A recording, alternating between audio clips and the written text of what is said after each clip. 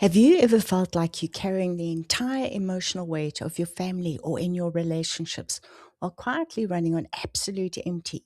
If you're tired of being the strong one, the fixer, or the go to girl who holds everything together at her own expense, welcome back to the Unpatterned Woman podcast.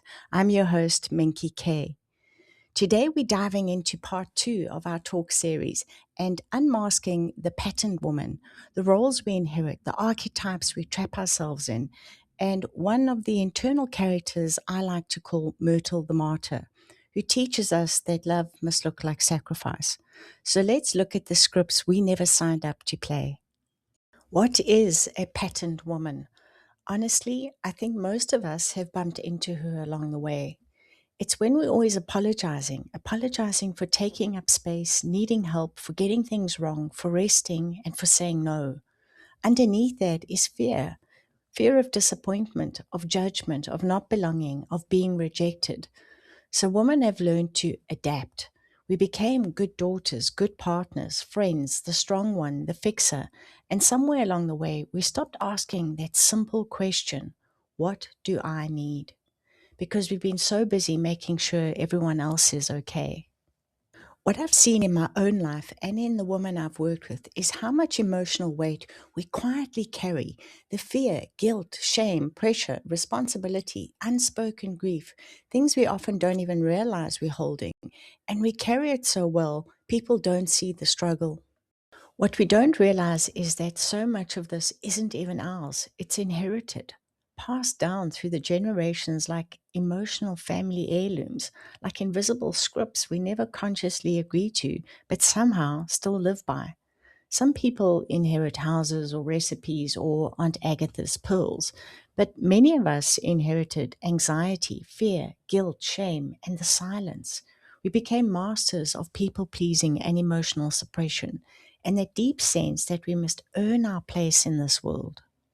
This inheritance is running subconsciously in the background, and we're not even aware of it. So we slot into archetypal roles that have played out through time: the servant, the savior, the fixer, the peacemaker, the go to girl, the one that everyone leans on, and the one who gets it done, becoming emotionally responsible for everybody else's needs because that's why you're there. And then there's the martyr, and in my world, I like to call her Myrtle. And Myrtle is the woman who always says yes when she means no. She overgives, overfunctions, overcarries, and then quietly wonders why she's so exhausted all the time. And the truth is, many of us have a Myrtle inside of us because we were taught that love looks like sacrifice, that being needed means being valuable.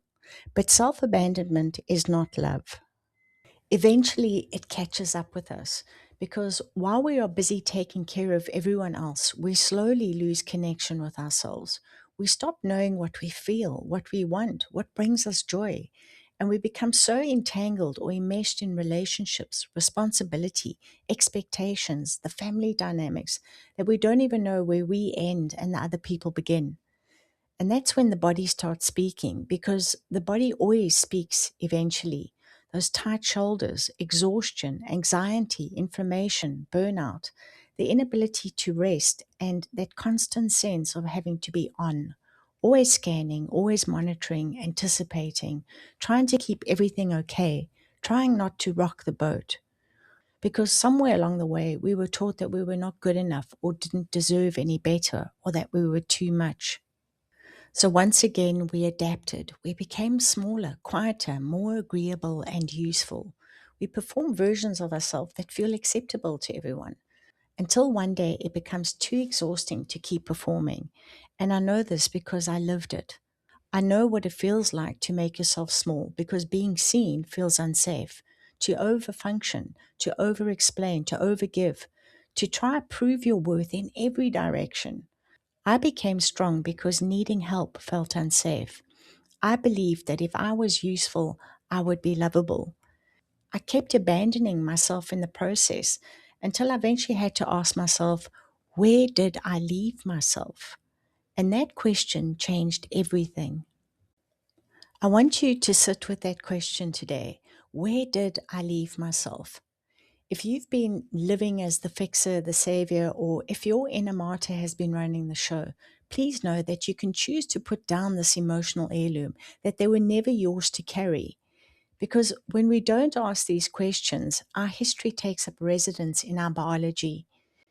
In our next episode, we are stepping into part three, the body, the nervous system, and the inherited patterns.